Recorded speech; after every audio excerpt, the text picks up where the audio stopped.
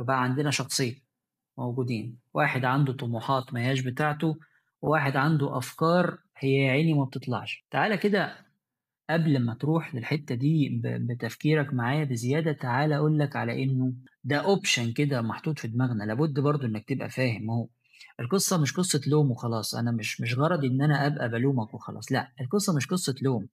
تعالَ افهم طبيعتنا إحنا، ده كده يعتبر تقول عليه إن هو option محطوط فينا، option زيه زي الزرع الشيطاني يا سيدي، ما عنديش مشاكل. ليه؟